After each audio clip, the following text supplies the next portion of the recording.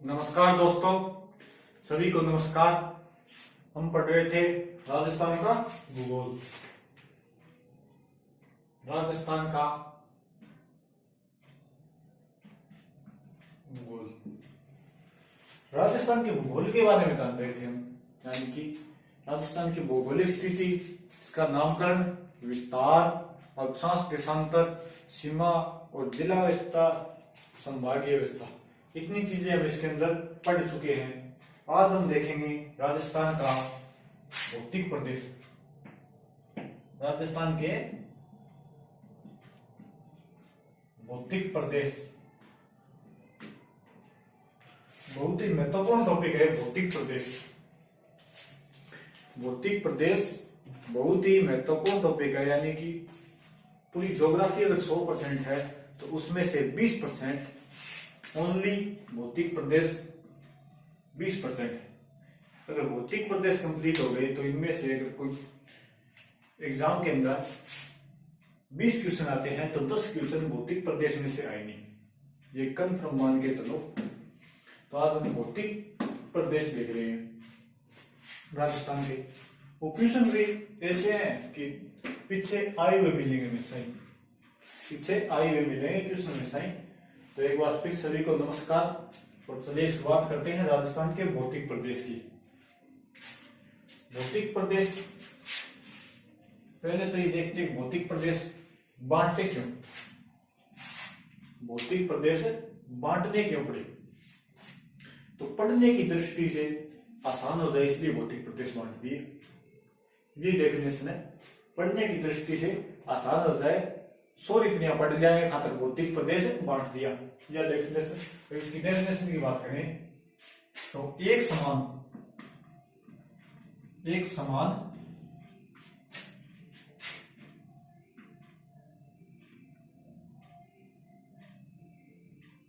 धरातल या पहाड़ी या एक समान की जहां स्थिति हो, एक समान का जहां वातावरण हो या एक जैसी जहां पर स्थिति हो, उन्हीं को एक भौतिक प्रदेश बना दिया। जैसे जहां पर पहाड़ियां हैं उसको पर्वतीय प्रदेश बना दिया, जहां पर मरुस्थल है उसको मरुस्थलीय प्रदेश बना दिया, मैदान है उसको मैदानी भाग बना दिया। ऐसे यानी कि अगर पढ़ने की दृष्टि से आसान बना दिया उसको भौतिक प्रदेश कहा जाता है। डेफिनेशन कोई नहीं पूछता इसकी। तो राजस्थान की भौतिक प्रदेश, इनसे पहले हमें एक देखना पड़ेगा इस चीज को समझने के लिए। इस चीज समझने की चीज है, बाकी ज्योग्राफी 50% रट्टा मारो, 50% समझो, ऐसी समझने वाली चीज है ये। वैसे कभी नहीं पढ़ाया जाता कहीं भी, ये चीज तो बहुत कम जगह पढ़ाई जाती है। वेगनर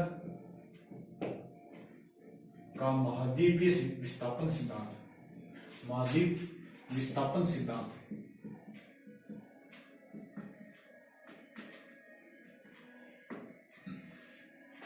आज हम इसके बारे में चर्चा करेंगे, वेगनर के महाद्वीपीय विस्थापन सिद्धांत की।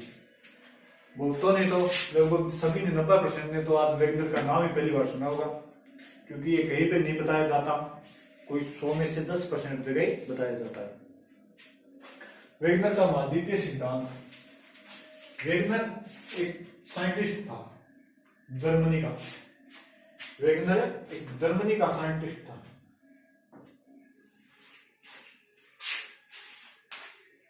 इसने एक सिद्धांत दिया महाद्वीपों के बारे में। इसने एक महाद्वीपों के बारे में सिद्धांत दिया जिसे वेगनर का महाद्वीपीय सिद्धांत कहा गया। चलिए हम देखते हैं क्या वो सिद्धांत सही है या गलत है। इसने कहा, वेगनर क्या बोला कि जितने भी 7 महाद्वीप है ना,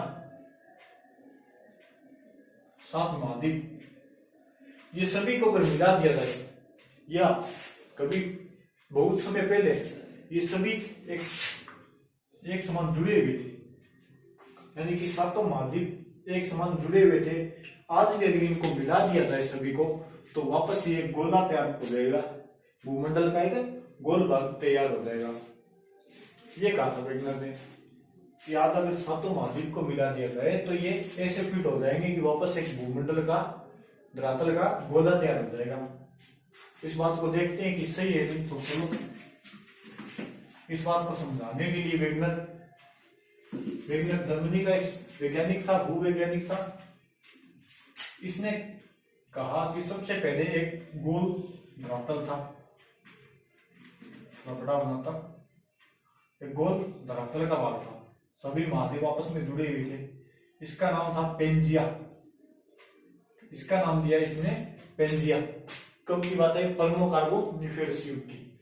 पर्मोकार्बोनिफेरस युग, पर्मोकार्बोनिफेरस युग की बात है। पर्मोकार्बोनिफेरस युग की एक धरातल था, उसके चारों ओर समुद्र था, यानी पानी था उसके चारों। इस पानी को नाम दिया इसने पेंथालासा महासागर। बीच के धरातल को, ये धरातल है, भूमि का भाग है, इसको वेगनर ने नाम दिया पेंजिया। और जो आसपास यहाँ पे ये पानी है, इसको क्या नाम दिया? पेंथालासा। इसको पेंथालासा महासागर, ये पेंजिया, ये पेंथालासा। अब आसपास पानी है, बीच में धरातल है, तो जैसे सूर्य का प्रकाश पड़ेगा तो वहां से जल वाष्पित होगी, वहां पे वर्षा भी होगी। तो यहाँ पे करवा देते हैं वर्षा।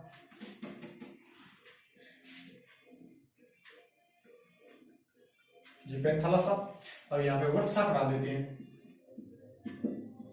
तो वर्षा होगी तो धरातल के ऊपर जल आएगा।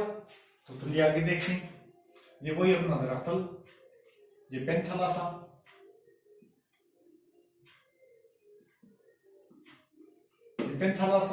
ये पेंजिया, और इसके अंदर जो वर्षा का जल इकट्ठा हुआ वो यहाँ पे बीच में इकट्ठा हो गया, उसको नाम दे दिया टेथिस। सागर। ये धरातल है, ये सागर है, यानी पानी है। पेंजिया महाद्वीप है, या पेंजिया महाद्वीप बोल सकते हैं इसको। ये धरातल का भाग है, इसके चारों ओर पानी, इसको बोला पेंथालासा सागर को। ये पेंजिया, ये पेंथालासा।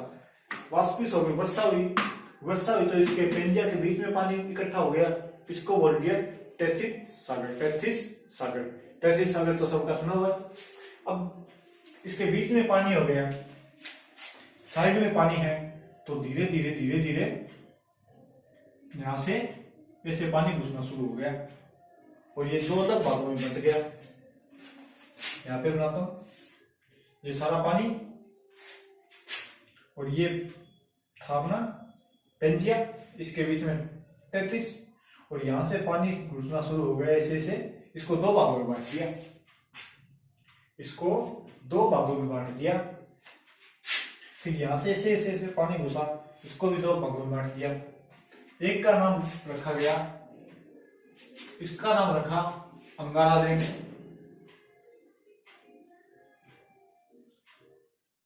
इसका नाम अंगारा लैंड, और इसका नाम गोंडवाना लैंड।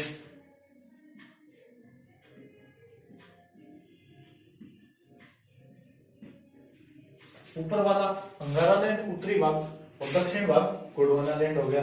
ये बीच में टेथिस सागर है, ये भी, यानी कि धीरे धीरे प्लेट विवर्त बनी हुई, प्लेटें खिसकी, और ये धरातल एक दूसरे से, इसके अंदर पानी का रिसाव हुआ, और एक दूसरे से अलग होते गए।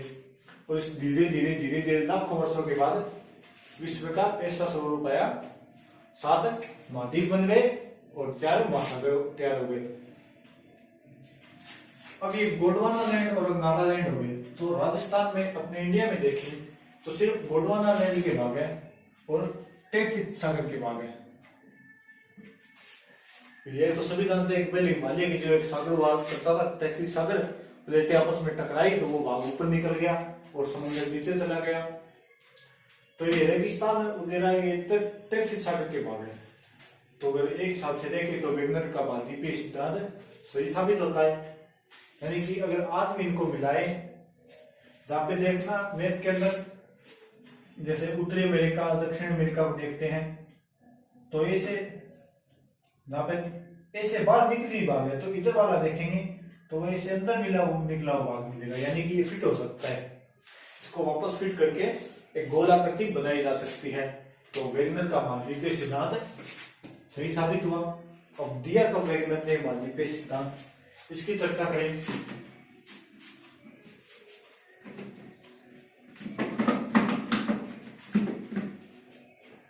तो पहली बार इसने इसका सिद्धांत दिया था 1912 को। 1912 में पहले सिद्धांत दियो वेगनर महाराज। ये मादीप्य विस्थापन का सिद्धांत जो कहीं ध्यान को दियो, किसी ने ध्यान नहीं दिया। पहले हो गया 1912 का। इसके बाद इसने दूसरी बार दिया 1915 में, यो भी फेल हो गया। कारण विश्व युद्ध चालू, वो भी फेल हो गया, कहीं ध्यान कौन दियो। फिर तीसरी बार सिद्धांत दियो 1919 में, तब थोड़ी बहुत ऊपर ध्यान दे दियो और आगे थोड़ा बहुत सक्सेसफुल हो गयो। तो बाद में तो इन्हें सारा मानने जा गया। अब तो इस सिद्धांत को सभी मानते हैं। 1919 में लगभग ये कामयाब हुआ था। 12 में दिया, 15 में दिया, 19 में दिया, ये कोई नहीं पूछता, सिर्फ बताने के लिए बता दिए। मादीप्य विस्थापन सिद्धांत, पेंजिया पेंथालासा, बीच में 35 प्रमुख कार्बोनिफेरस युग की बात है। पानी घुसा, इसके भाग हो गए, ऊपर वाला अंगारा लैंड, नीचे वाला गोडवाना लैंड। ऊपर अंगारा, ऊपर से अंगारा, नीचे से गोडवाना, ऊपर वाला ये हो गया ऊपर, तो ऊपर वाला ऐसे ऊपर ऐसे अंगारा और नीचे गोडवाल, नीचे वाला गोडवाना लैंड, बीच वाला वो टैक्सी सागर हो गया। तो बात करते हैं कि अपने पास कौन सी भाग है। अपने को रोकने से मतलब है, तो हमारे पास राजस्थान में इसके दो ही भाग हैं, एक गोडवाना लैंड के और टैक्सी सागर के। गोडवाना लैंड और टैक्सी सागर के, तो वहां पे आते हैं अपने राजस्थान में। वेगनर का महाद्वीपीय सिद्धांत, वेगनर कहता है कि सभी अगर महाद्वीपों को जोड़ दिया जाए तो उनसे गोल धरातल का निर्माण किया जा सकता है, यानी कि सभी धरातल आपस में जुड़कर गोल धरातल का निर्माण कर सकते हैं। यानी कि पहले ये सभी एक ही थे, पानी के रिसाव के कारण ये आपस में बंट गए और 7 महाद्वीपों के रूप में हो गए। बस इतना ही ध्यान रखना, इसके बारे में और कुछ ध्यान नहीं रखना। 12-15-19 में इन्होंने सिद्धांत दिया था। बीच वाला भूभाग पेंजिया, बीच में उसके चारों ओर सागर था वो पेंथालासा, वर्षा के कारण जो सागर बना वो टेथिस। अपने कौन से भाग में लेते हैं, ये पृथ्वी, इसको ऐसे बंट गई, तो ये तो अंगारा हो गया, अंगारा लैंड, जिसका राजस्थान में या भारत में कोई भी भाग नहीं है। ये हो गया गोडवाना लैंड, गोडवाना लैंड, और यहाँ पे था टैक्सी सागर। तो गोडवाना लैंड और टैक्सी सागर का भाग है राजस्थान में, टैक्सी सागर का। तो उनको ये दो ही पढ़ने, इसको नहीं पढ़ेंगे।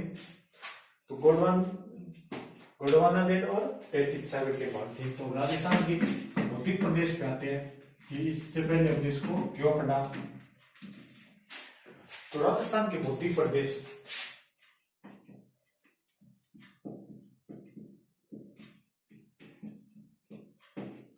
राजस्थान के भौतिक प्रदेश, तो वेगनर के सिद्धांत को देखें तो राजस्थान के भौतिक प्रदेशों का निर्माण कैसे हुआ, इस बात का हमें अच्छे से पता चल जाता है कि किस भाग से राजस्थान के भौतिक प्रदेशों का निर्माण हुआ। उससे पहले कुछ एक दो बात है वो बता देता हूं कि राजस्थान का प्रथम बार भौतिक विभाजन करने का कार्य प्रोफेसर वीएन मिश्रा ने किया था। पहली बार भौतिक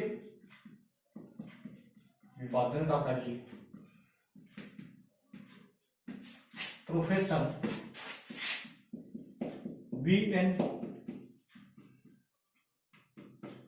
मिश्रा ने किया, और वो भी अपनी पुस्तक, इनकी पुस्तक थी राजस्थान का भूगोल।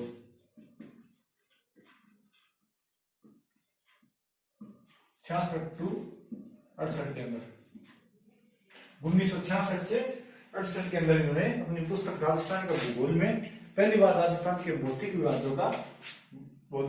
विभाजन किया राजस्थान का प्रोफेसर वीएन मिश्रा ने। पुस्तक लिखी राजस्थान का भूगोल 1966 से 68 के बीच में।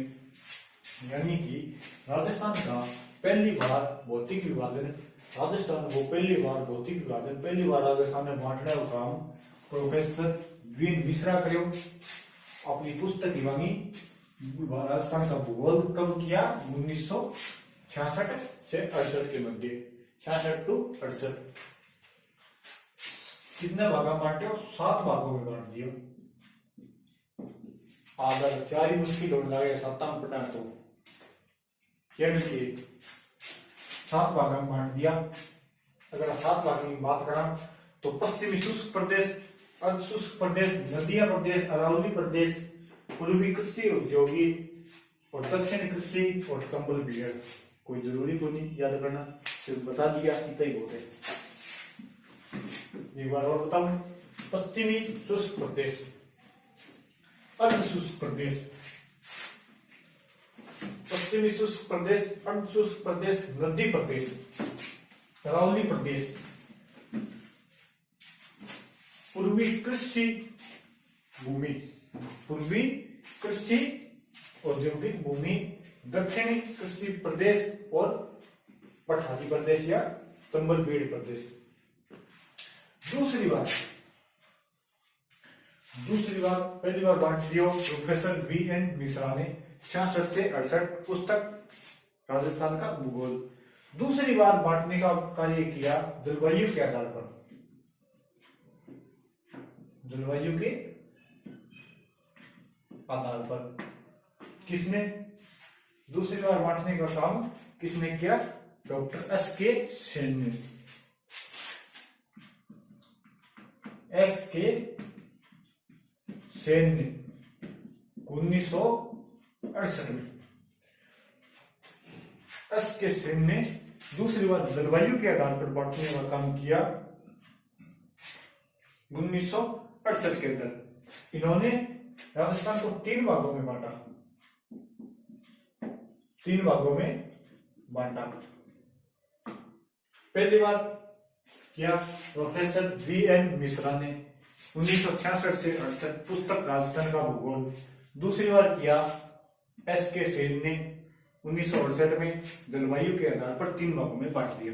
उन्होंने साथ में बांटा था, इन्होंने 3 भागों में बांट दिया। तीसरी बार ठीक कर दिया रामलोचन सिंह ने। तीसरी बार डॉक्टर रामलोचन सिंह ने,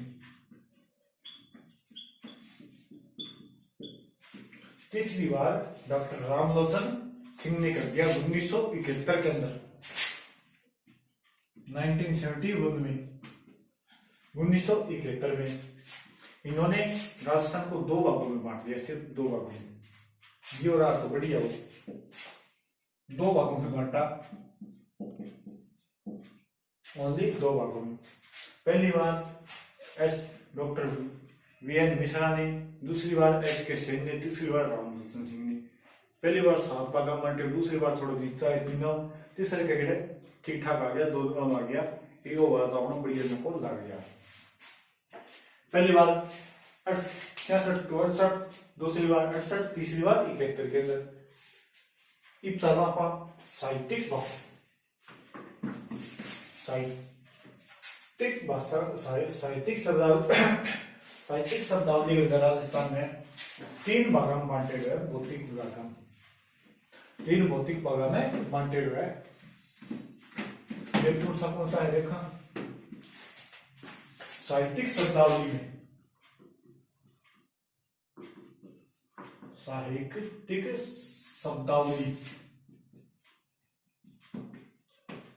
साहित्यिक शब्दावली में राजस्थान को 3 भौतिक भागों में बांटा।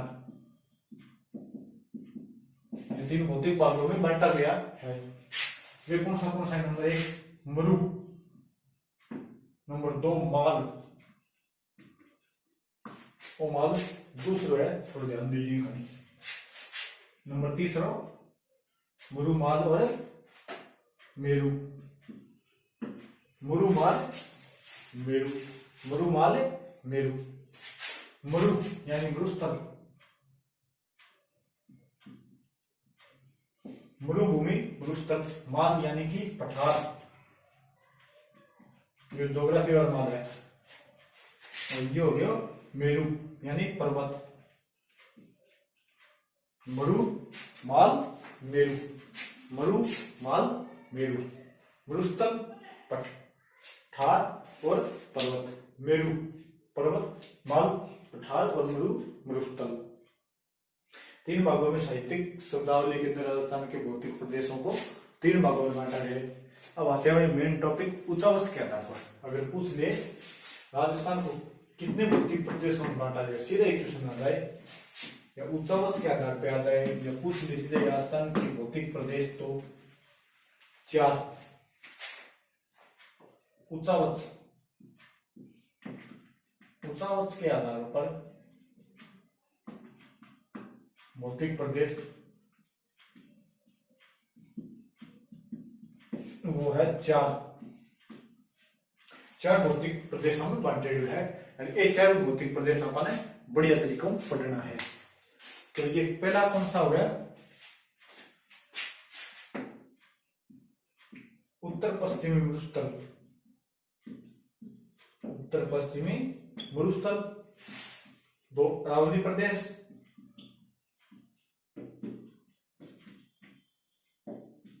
नंबर 3 पूर्वी मैदानी भाग, पूर्वी मैदानी भाग। और नंबर 4 दक्षिणी पठारी प्रदेश, या आर्कटिक का प्रदेश भी बोला जाता है इसको। पहला यानी कि मुख्य रूप से इसको 4 भागों में बांटा गया। राजस्थान के भौतिक प्रदेशों के आधार पर 4 भागों में बांटा गया इसको। उत्तर पश्चिमी मरुस्थल, अरावली प्रदेश, पूर्वी मैदान और दक्षिण के पठार। उत्तर पश्चिमी मरुस्थल, फिर मरुस्थल, मरुस्थलीय प्रदेश, फिर अरावली आ गई, फिर मैदान आ गया, फिर पठार आ गया। पहले मरुस्थल, फिर अरावली, फिर मैदान, फिर पठार, तीनों पठार, फिर मैदान, फिर अरावली, फिर मरुस्थल। तो किले पसंद आ गई जो अपन एक एक में बढ़िया दिया प्रदान। आंगनदरी है गोंडवाना लैंड और टैक्सी सागर का बाग। तो अपन बढ़िया दिया पढ़ाना, 1 नंबर पढ़ाना, लास्ट तक पढ़ाना, एकदम गजबू पढ़ाना।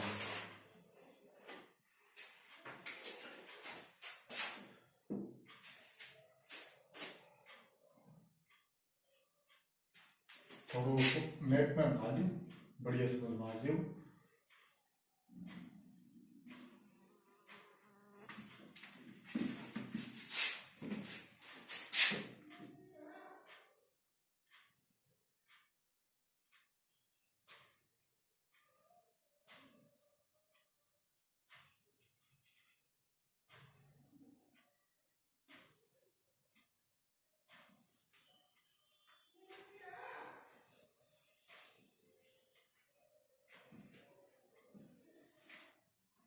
जिसको भी बढ़िया है, बढ़िया बढ़िया है, आपड़ी नहीं वर्किंग कोई।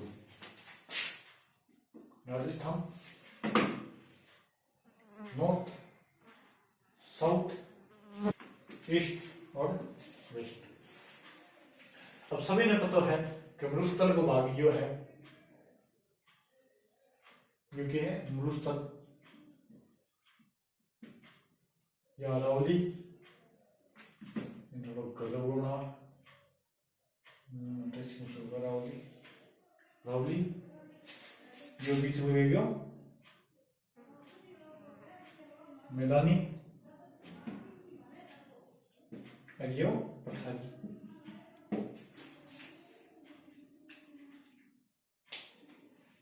या होगी अरावली।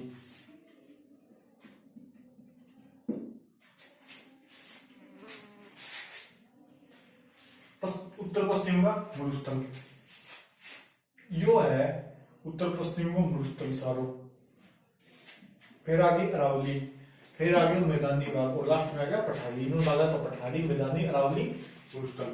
ये आप 8वां शुरू करना चालू अपनी मोटरसाइकिल ली और आप 8वां चाले 8वां चालो से बिनु चालो चाला में बीच में कौन चाला सीध में चाला आप 8वां चाला 8वां आप पहली बहुत बढ़िया मरुस्थल के अंदर आप मरुस्थल पार करियो, फिर आप अरावली के अंदर पहाड़ियां पार करी, फिर बढ़ गया मैदान के अंदर और मैदान पार करने के बाद आप पठारी के अंदर निकलता है या निकल गया। ठीक है, तो आप मरुस्थल के अंदर बढ़िया। तो मरुस्थल भाग है टेथित सागर का। क्यों है एक चर्चा बाद में करें। आप अपने मरुस्थल में बढ़िया है स्टार्ट करियो मोटरसाइकिल बुलेट आपका। तो आप पहली बहुत मरुस्थल के अंदर बढ़िया और मरुस्थल भाग के में टेथित सागर को बस एक याद रखना है। आगे टेथिस गोंडवाना, फिर टेथिस गोंडवाना, अब नाम है टेथिस गोंडवाना बस रटो मान लीजिए। तो टेथिस गोंडवाना यानी कि मरुस्थल भाग क्या है टेथिस सागर को अवशेष, अरावली प्रदेश गोंडवाना को अवशेष, मैदानी भाग टेथिस सागर को अवशेष और पठारी प्रदेश फिर हो गया गोंडवाना लैंड को अवशेष। टेथिस गोंडवाना तीनों भागा तो गोंडवाना टेथिस आप 8वां स्टार्ट करा टेथिस गोंडवाना कोई मुश्किल को नहीं याद होने वाली चीज है। थोड़ा प्रिय बनाएंगे काम मिलने हमारे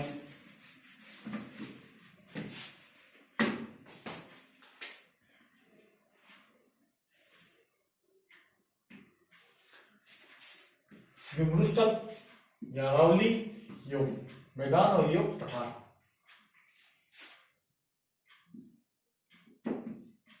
फिर टेथिस को पहले अपन मरुस्थल पढ़ाना, फिर अपन अरावली पढ़ाना, फिर अपन मैदान चलाना, फिर लास्ट में चलाना पठार के अंदर। तो एक बढ़िया स्थान है सारणी मनवादियों भारत देयो भौतिक प्रदेश गजबू याद।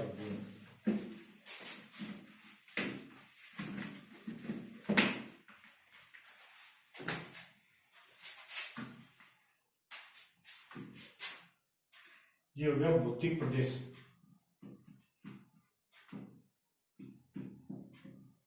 और है भौतिक प्रदेश, हो गया अवशेष, हो गया क्षेत्रफल और एजिंग ऑफ जनसंख्या। ये क्या चीज है बहुत ही काम की चीज है। नंबर लगा दिया 1 नंबर पहली पद क्या चलेगा हमारी मोटरसाइकिल रहेगी मरुस्थल के अंदर। तो मरुस्थलीय प्रदेश अवशेष क्या है टेथिस सागर।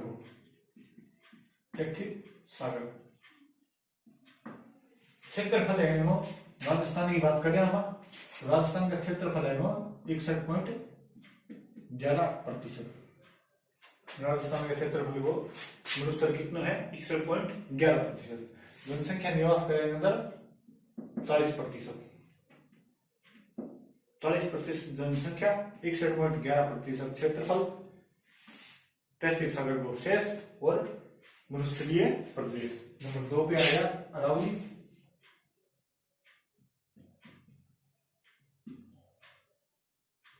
नंबर 2 पे अरावली, फिर 33 के बाद में गोंडवाना, क्षेत्रफल 9.11%, 9.1%, 11 एक को दोनों को नहीं 10 11 9.10 या 9.1%। जनसंख्या 10%, जनसंख्या 10%। अरावली के अंदर जनसंख्या 10%, क्षेत्रफल 9.1%, अवशेष गोंडवाना और अरावली प्रदेश है। अब नंबर 3 पर आ गया मैदान भाग आ गया यानी पूर्व का मैदानी भाग।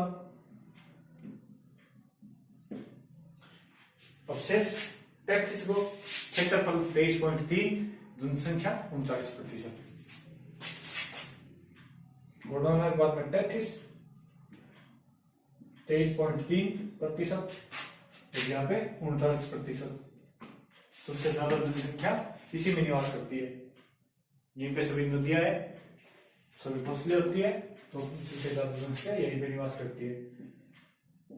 नंबर 4 पे आ गया दक्षिणी पठारी प्रदेश।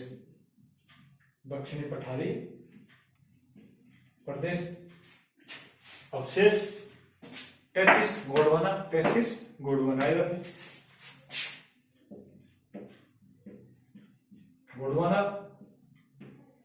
क्षेत्रफल 6.49%, क्षेत्रफल 6.49%, जनसंख्या 11%। जनसंख्या आड़ोती प्रदेश के अंदर या पठारी प्रदेश के अंदर जनसंख्या 11%, क्षेत्रफल 6.49%, अवशेष गोंडवाना लैंड को। चौथो दक्षिणी पठारी प्रदेश। या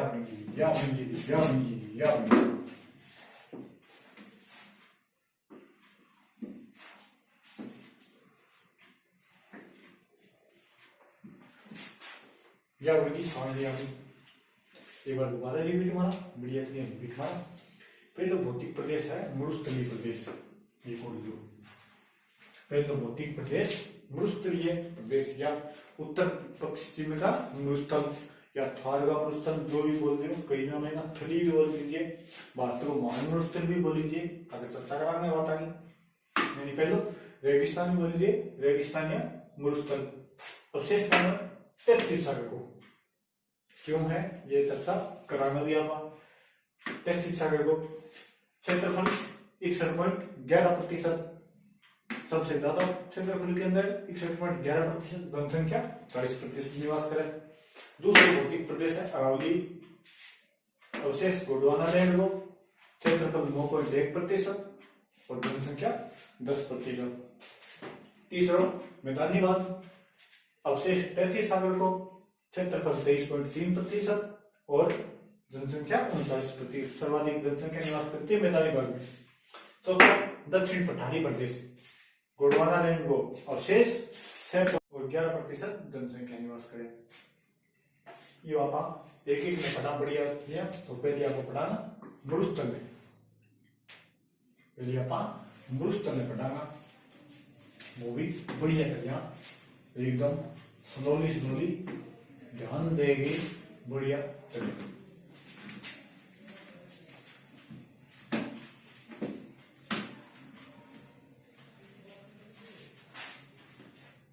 तो मरुस्थल का नाम है थार का मरुस्थल।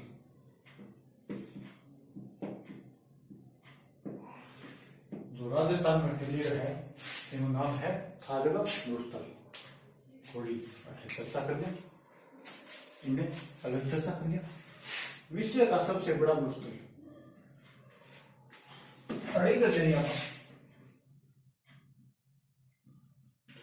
विश्व का सबसे बड़ा मरुस्थल, सबसे बड़ो क्यों है? सारो है, कोई चीज वो सारो है, वो बहुत बड़ो है, यानी कि बेदर्दीदा सारा नारा। सबसे बड़ा क्या होता है? सारा। तो सारा का मरुस्थल बड़ो मरुस्थल है। सब बड़ो क्यों है? सारो है, कोई चीज वो सारो है, वो बहुत बड़ो है, तो यानी कि सबसे बड़ा मरुस्थल सारा का मरुस्थल। दक्षिण अफ्रीका, अफ्रीका महाद्वीप में, अफ्रीका क्या लिखी जाए?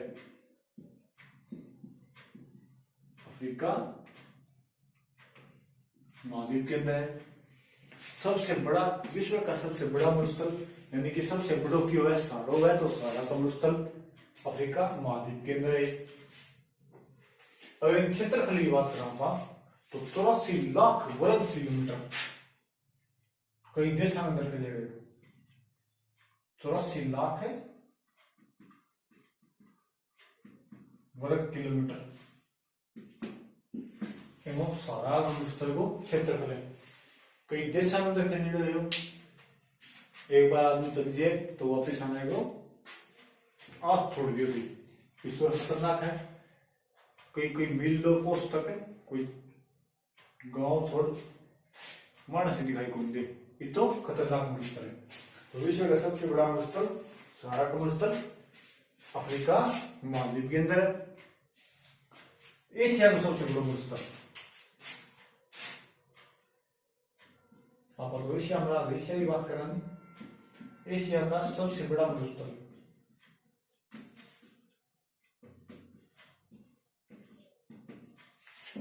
एशिया का सबसे बड़ा मरुस्थल।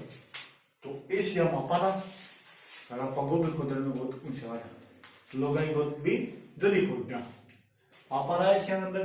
एशिया लोग गोभी खोदने में बड़ा होशियार है, गोभी खोदता टेन को जवाब मुझको मिलना चाहिए, गोभी खोदे तैयार रखा है, यानी कि गोभी का मरुस्थल, गोभी का मरुस्थल, गोभी का मरुस्थल है। आप गोभी खोदने में होशियार हमारा तक बनते गोभी खोद दिया, तो गोभी का मरुस्थल एशिया का सबसे बड़ा मरुस्थल गोभी का मरुस्थल। मंगोलिया चीन के अंदर है, एशिया का सबसे बड़ा मरुस्थल मंगोलिया चीन के अंदर। अब बात करना था भारत की, बात करना आप एशिया में ना भारत में ना बैठ तो भारत का सबसे बड़ा मरुस्थल थार का मरुस्थल, जो अपन इन्हें पढ़ांगे आने के पढ़ियापन की गुण करना, आने पढ़ियापन की गुण करना। लेकिन थोड़ी सी बात और ध्यान रखिए, मिट्टी का रंग लाल है, मिट्टी का रंग लाल है, और विश्व को सबसे गर्म स्थान अल अजीजिया,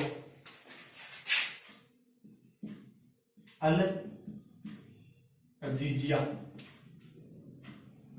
विश्व का सबसे गर्म स्थान अल अजीजिया, वो एक मरुस्थल के अंदर, एक मरुस्थल के अंदर विश्व का सबसे गर्म स्थान अल अजीजिया, अल अजीजिया, अल अजीजिया। और मिट्टी का रंग लाल है, क्षेत्रफल 84 लाख वर्ग किलोमीटर, अफ्रीका महाद्वीप के अंदर है। एशिया की बात करा तो गोभी का रंग सहारा, गोभी का मरुस्थल है, एशिया का सबसे बड़ा मरुस्थल मंगोलिया चीन के अंदर, वो भी बहुत बड़ा मरुस्थल है। ये बाबा बात कर लिया पहले राजस्थान आ रहेगी, यानी भारत आ रहेगी, वैसे भारत में बनी दो देशों के अंदर फैले हुए, थार को मरुस्थल दो देशों के अंदर फैला हुआ है, भारत प्लस पाकिस्तान के अंदर, भारत और पाकिस्तान के अंदर।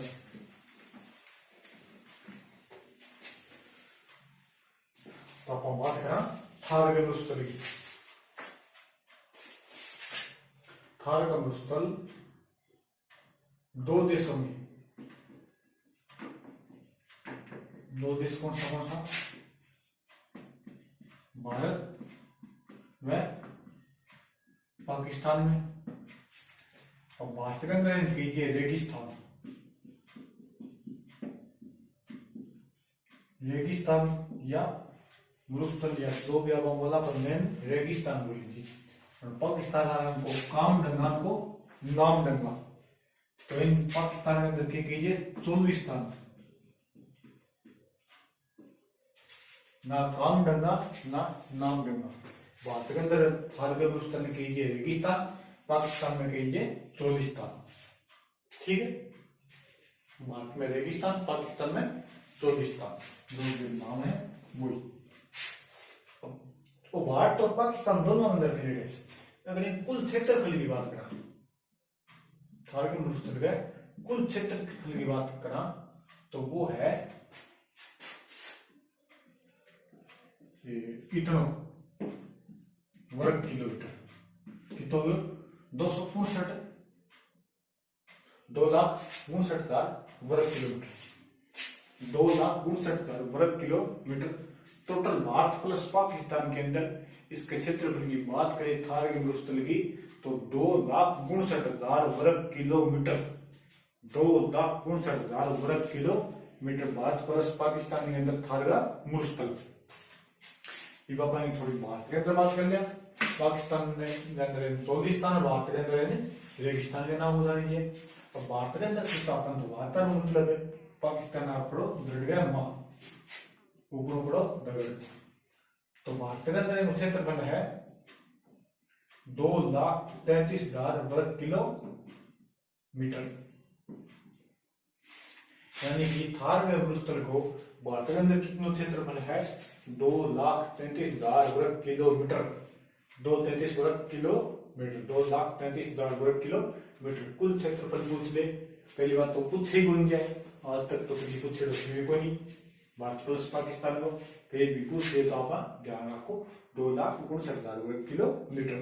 भारत को पूछ लो भी है 2,33,000 वर्ग किलोमीटर। भारत के अंदर रेगिस्तान, पाकिस्तान के अंदर रेगिस्तान। अब ये 2,33,000 वर्ग किलोमीटर है जो भारत के अंदर है, पर पूरा राजस्थान के अंदर को नहीं। भारत के 4 राज्यों में फैले हुए है, यानी कि थार का मरुस्थल 2 देशों और भारत के 4 राज्यों में फैला हुआ है। भारत का 4 राज्य मरुस्थल में तो वे कौन कौन सा देखा। थार का मरुस्थल भारत में हिंदी। थार का मरुस्थल भारत के अंदर 4 राज्यों के अंदर फैले हुए। नंबर 1 पंजाब, पंजाब मरुस्थल को। नंबर 2 हरियाणा। नंबर 3 राजस्थान। और नंबर 4 गुजरात।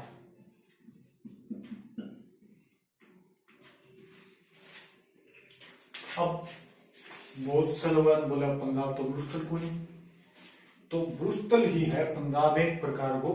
पंजाब, हरियाणा, राजस्थान, गुजरात 4 राज्यों में फैले हुए। पंजाब हरियाणा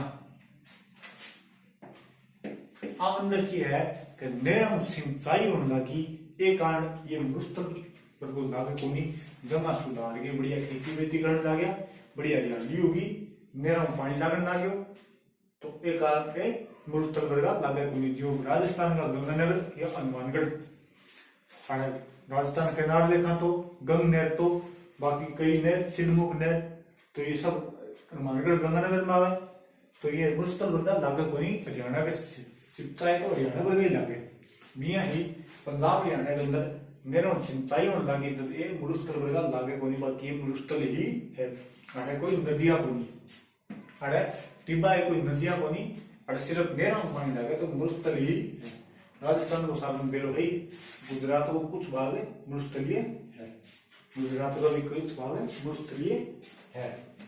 तो कोई अपन कौन पढ़ना, कोई अपन कौन पढ़ना, कोई अपन कौन पढ़ना, अपन तो सिर्फ अपना राजस्थान पढ़ना, बस इतनी बात ध्यान रखनी। भारत के 4 राज्य और 2 देश अंदर फैले हुए, भारत पाकिस्तान में। भारत का पूछा है तो 4 राज्य पंजाब, हरियाणा, राजस्थान, गुजरात। पंजाब, हरियाणा, राजस्थान, गुजरात के 2 तो ध्यान रख लियो मरुस्थल के अंदर है पंजाब, हरियाणा, गुजरात। राजस्थान तो याद रही वो, पर पंजाब, हरियाणा, गुजरात कान खोल के मां बढ़ लिए, फिर कान बंद कर दिए, बात सुनी करना है, क्योंकि पंजाब और हरियाणा में बहुत कम मरुस्थल माने है, और ये वास्तव में मरुस्थल की अरे कोई नदी को नहीं, सिर्फ नहरों सिंचाई हुआ है, तो ये मरुस्थल प्रदेश है।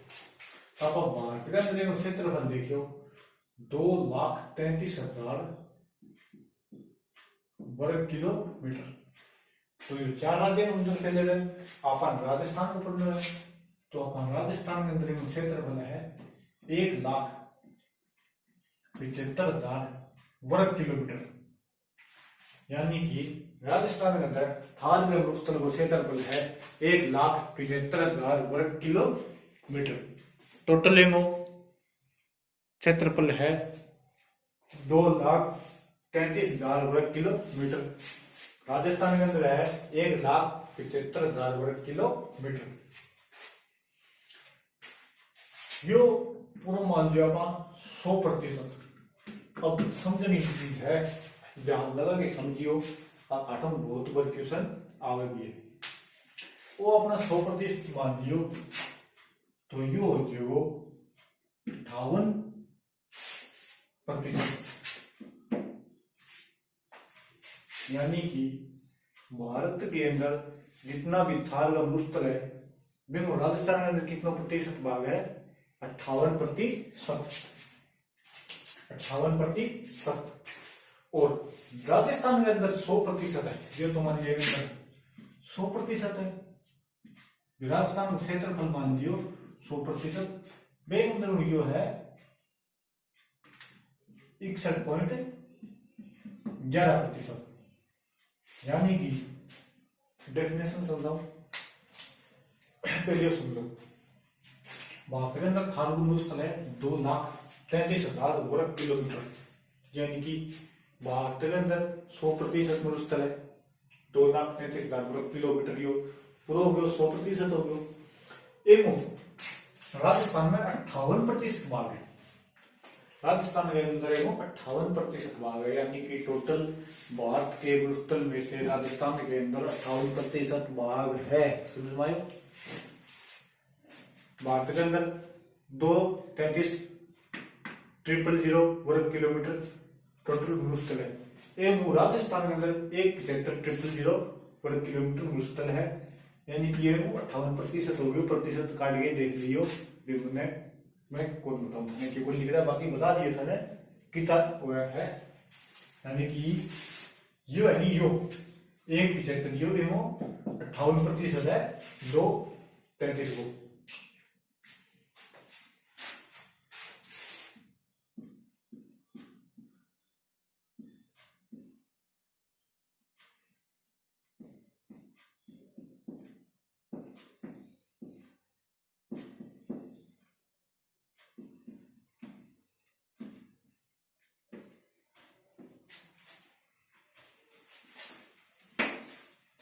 समझाऊं था, दोबारा समझो।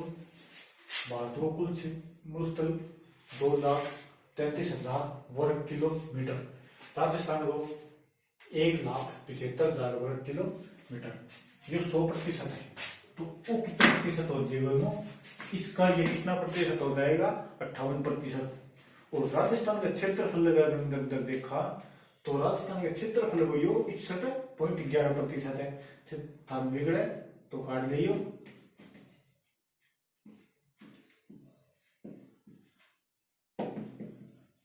आज देखो 58%।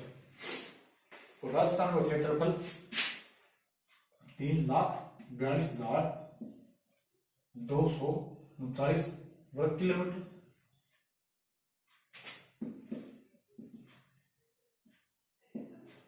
पूरा में 100 एक हो जाइयो 61.11%। जैसे थे काट दियो, यानी कि राजस्थान का क्षेत्रफल तो है 61.11%। और भारत के टोटल मरुस्थल को है 58%। यानी भारत के कुल मरुस्थल को 58% भाग राजस्थान के अंदर है, और राजस्थान के कुल क्षेत्रफल को 61.11% भाग मरुस्थल है। आगे 100 बार इतना था, ये तो समझ में आ जाना चाहिए, ध्यान रखना, ये तो वेरी मान है।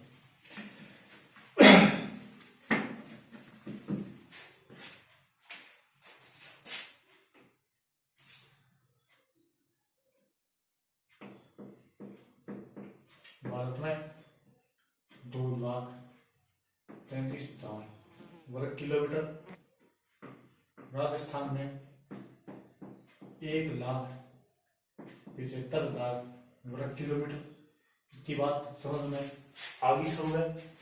अब एक इसरो नाम की संस्था है अपने देश के अंदर, इसरो नाम की संस्था है देश के अंदर। 40% जनसंख्या आप देख ली। मन 2007-8 में एक सर्वेक्षण करियो, राजस्थान को एक सर्वेक्षण करियो तो बे हो जाएगी इन अंदर 61.11% को नहीं 66% बात मरुस्थल हुए। बात इतनी ही ध्यान रखनी है, बाकी कभी पूछेगी को नहीं, पूछ भी सके। इसरो ने 2007-8 में राजस्थान का सर्वेक्षण किया, तब उन्होंने 67% भाग को मरुस्थल बताया। राजस्थान के 67% भाग को मरुस्थल बताया। बस इतनी बात है अपनी। और मोस्ट इम्पोर्टेंट यानी कि महत्वपूर्ण ध्यान रखना 61.11% और एंगल है 58%। बस ये दो चीज बहुत जरूरी ध्यान रखनी है। आगे अगर आप आला तो मरुस्थल ने देखा, मरुस्थल भाग बतायो तुम्हें 33 सागर। मरुस्थल भाग क्या बतायो 33 सागरों। 33 सागरों, 33 सागरों तो क्यों है वो, ये बात पर हम चर्चा करेंगे।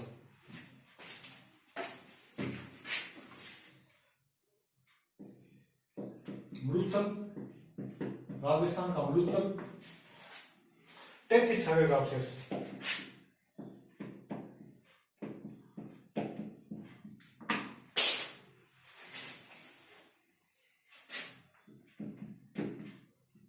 सागर का अवशेष है।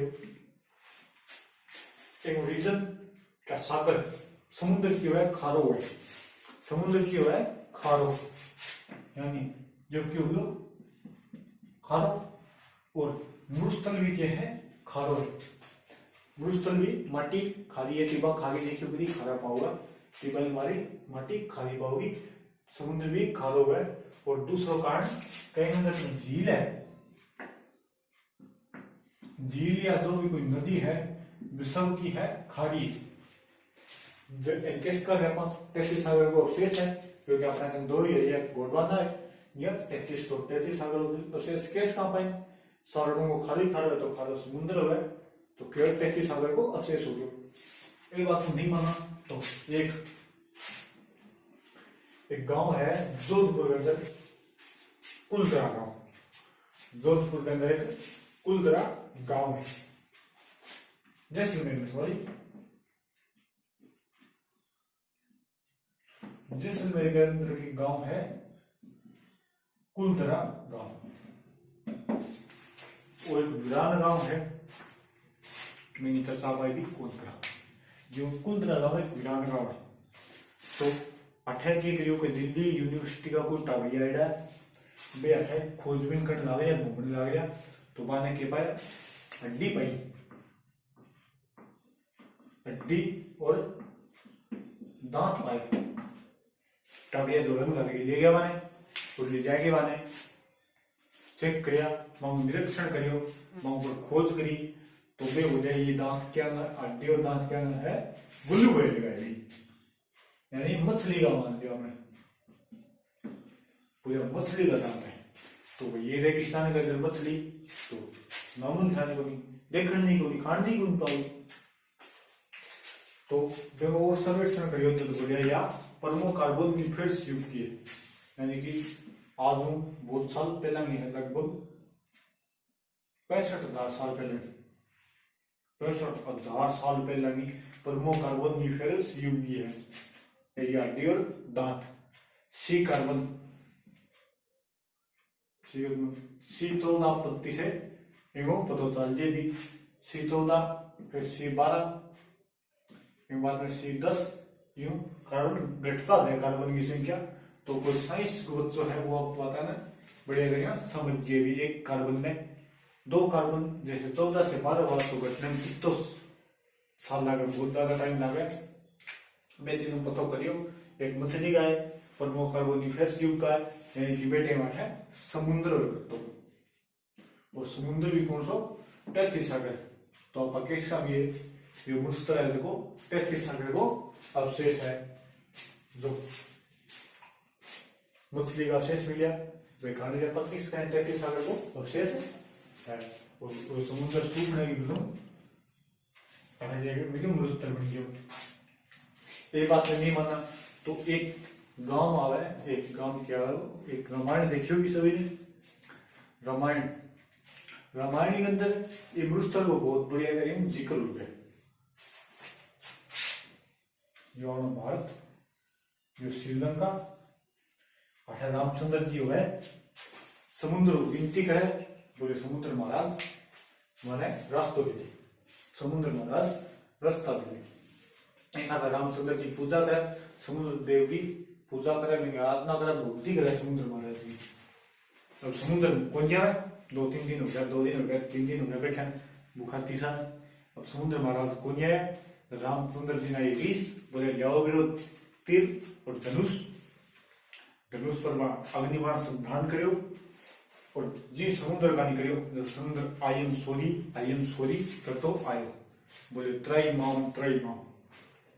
ये पाठ रामायण के अंदर बढ़िया तरीके दिखाओगे।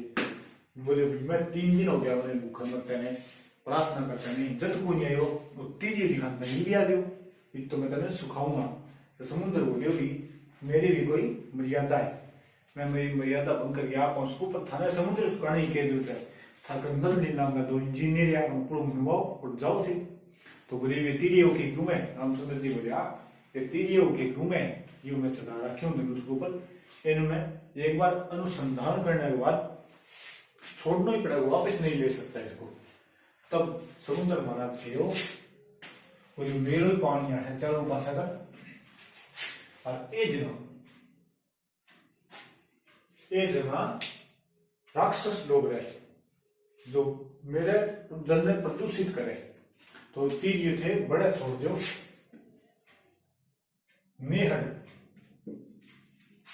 नेड़ नामक स्थान बतायो। बोले बेजिंगा छोड़ दियो। जो रामचंद्र जी वो तीर छोटे जठे भी तीर लागे को बैठे क्यों जो मरुस्थल हो जाएगो सूख जो सोड़ को और बैठे सिर्फ जड़ी बूटी उत्पन्न हो गई, यानी बैठे मरुस्थल हो जाएगो। बताओ वो तीर आपने राजस्थान के बाड़मेर जिले के अंदर आगे लागियो और पहले नाम नेहड़ दियो। किशन भी बहुत बार आएगा नेहड़ बाड़मेर के अंदर, नेहड़ बाड़मेर प्लस जालोर नीर प्लस हथ,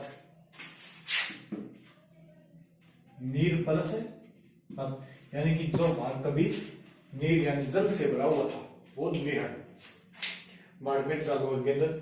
और बे बाद में समुद्र पीछे खिसक गयो या समुद्र सूख गयो और यो मृतलाट है बच गयो। यो चीज रामायण के अंदर भी बताया है और बहुत सा कारण बता दिया। और कुछ मानना है कि भी अरब सागर भी पहले 8 तक हो और धीरे धीरे समुद्र पीछे सूख तो गयो और वो मृतल आ गयो। तो कुछ भी मान लो वहां यो 33 सागर में यही मानना पड़ेगा, ना मानूंगा तो जाऊंगा क्योंकि एग्जाम में ये मानिएगा। तो ये 33 सागर वो शेष है क्षेत्रफल 1,75,000 वर्ग किलोमीटर राजस्थान के अंदर। भारत के अंदर पूछ ले तो 2,35,000 वर्ग किलोमीटर, कुल क्षेत्रफल पूछ ले तो 2,59,000 वर्ग किलोमीटर। 33 सागर वो शेष है। तो आज आप सिर्फ राजस्थान का भौतिक प्रदेश देखा पहली बार, भौतिक विभाजन दूसरी बार, तीसरी बार सब देख लिया। ये सिर्फ एक बार पढ़ने की बात है। Doctor VN. मिश्रा, दूसरी बार एस.के. जैन, तीसरी बार रामलोचन सिंह। फिर एगो साहित्यिक शब्दावली में देख लियो मरु माल मेरु, मरु माल मेरु, मरुस्थल पठार और पहाड़ी। फिर आप ऊंचा बस या मुख्य भाग में देखियो तो 4 भागों में देख लियो मरुस्थल, अरावली, मैदानी, पठारी। मरुस्थल, अरावली, मैदानी, पठारी। फिर आप मरुस्थल धीरे धीरे पढ़ना शुरू करियो। तो मरुस्थल विश्व का मरुस्थल सबसे बड़ो की है सारो, तो विश्व का सबसे बड़ो मरुस्थल सारा का मरुस्थल अफ्रीका महाद्वीप। दूसरा एशिया को देखियो तो आप गोभी खोजने सारा एशिया लोग गोभी को जाके कौन थे तो एशिया में गोभी को मरुस्थल, भारत के अंदर थार को मरुस्थल। थार को मरुस्थल 2 दिशा में अंदर फैले हुए, भारत के 4 राज्य के अंदर फैले हुए। पाकिस्तान प्लस भारत के अंदर, पाकिस्तान में चोलिस्तान, भारत के अंदर रेगिस्तान। टोटल क्षेत्रफल 2,59,000 वर्ग किलोमीटर, भारत के अंदर 2,35,000 वर्ग किलोमीटर, राजस्थान के अंदर 1,75,000 वर्ग किलोमीटर। राजस्थान के क्षेत्रफल को मरुस्थल देखा तो 61.11%, भारत का मरुस्थल को राजस्थान में भाग देखा तो 58% भाग। और जो 33 सागर को अवशेष है। आज सिर्फ इतनी ही बात आप पढ़ी। हाँ, वेगनर को महाद्वीपीय सिद्धांत और कुछ भी कौन पढ़े। अब आप मरुस्थल में बढ़िया तरीके में पढ़ाना अगली या कल पढ़ाना अगली वीडियो के अंदर। अब ज्यादा से ज्यादा कोई कमेंट, लाइक, शेयर ठोक दियो। जय महाकाल के आशीर्वाद से लाइक ठोक लो।